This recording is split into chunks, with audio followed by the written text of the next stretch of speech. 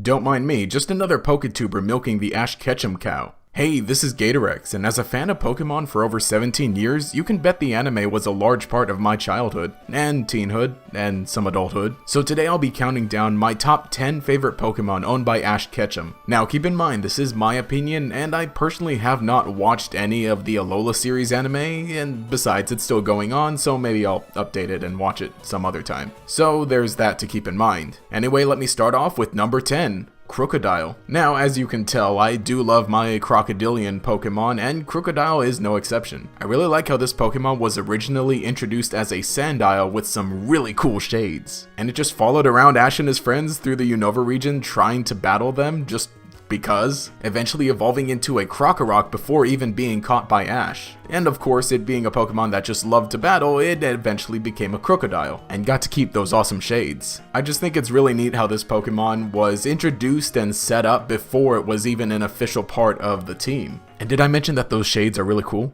Number 9. Heracross. Now, Heracross is a pretty cool and powerful Pokemon. It also just looks weird. That's a good thing though, because it's a meme now. But I always remembered Heracross because it had such a weird-ish personality. I mean, yeah, it looked dopey and it was good at battling, but I always thought it was funny whenever it happened to be in the same place as Ash's Bulbasaur, it would just glob onto that bulb and give it the good suck. I don't know if every other Heracross would do that, and they probably shouldn't so that they could focus on battling or living, rather than getting vine whipped by a Bulbasaur, but its funny personality was something that just always stuck out to me.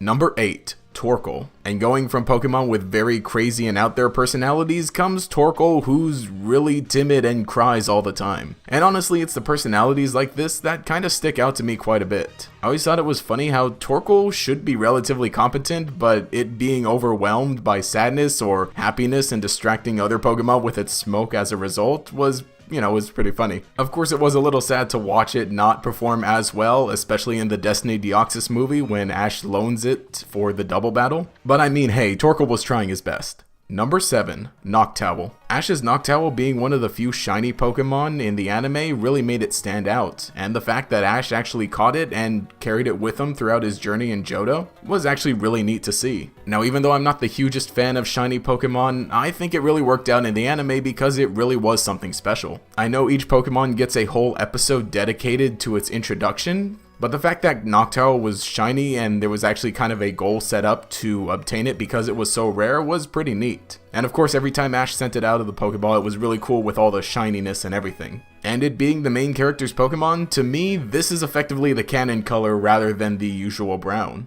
Number 6. Trico. Now, Trico didn't exactly have much of a personality. It was mostly just too cool for anything that was going on. But I thought that was funny because it was a pretty nice contrast to some of the other Pokemon that Ash had during the Hoenn region. And it being one of the few starter Pokemon to actually be evolved all the way up to its final form was really neat. It being useful in battle was also pretty cool to see. Of course, this was around the time when I was probably at my height of Pokemon love, as a kid at least. And being a person who chose Trico in my playthrough of Hoenn, it was just really cool to see in the anime every so often.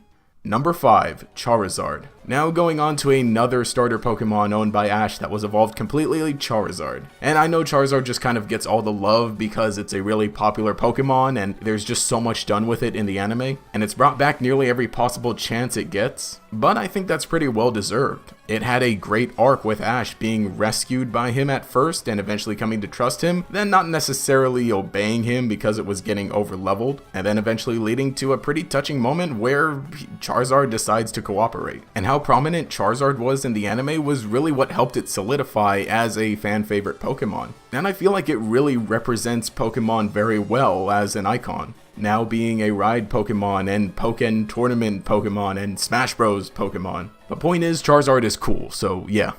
Number 4. Lapras. Speaking of iconic Pokemon, the anime was something that made Lapras one of those as well. Ash and his friends rescued it while it was young, and it was really cool to see it eventually come to trust them. And becoming a very useful Pokemon during the Orange Islands, bringing them from island to island, it was just really neat to see. And then of course having a prominent spot in the Orange Island anime promotion and in the theme song, it just further solidified it as an iconic tropical Pokemon. Of course it did eventually grow up and return to its own kind, and I thought that was a pretty neat arc for it. It was just really cool that Lapras in the anime was what shaped the way surfing is portrayed in the Pokemon games.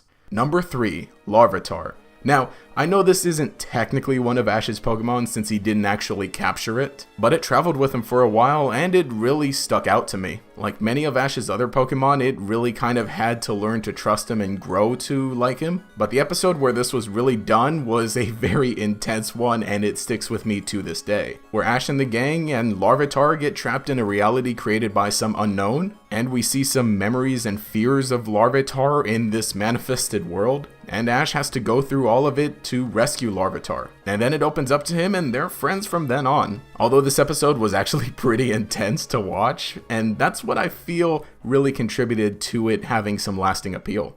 Number 2. Pikachu. Now, whoa, man, Pikachu, who likes Pikachu? Pikachu's overrated. Let's face it, we get the most time with Ash's Pikachu in the anime, and so it has some of the best moments. And yes, it's another Pokemon that Ash has to earn the trust of, but with Pikachu it really means a whole lot more, because this is Ash's first Pokemon and we see the lengths that he goes to in order to help it out and gain its trust. And of course we see that build to them becoming basically inseparable throughout the anime. And I know Pikachu's personality is just the basic happy-go-lucky, determined to win and have fun and everything. But I mean, Pokemon is just so pure, and Pikachu's pureness just goes with it so well. I mean, it's the mascot for a reason, guys. And anytime I think of any Pikachu, I think of Ash's Pikachu first. Number 1. Totodile. Okay, we all saw this coming. I mean, it's me, Gatorex.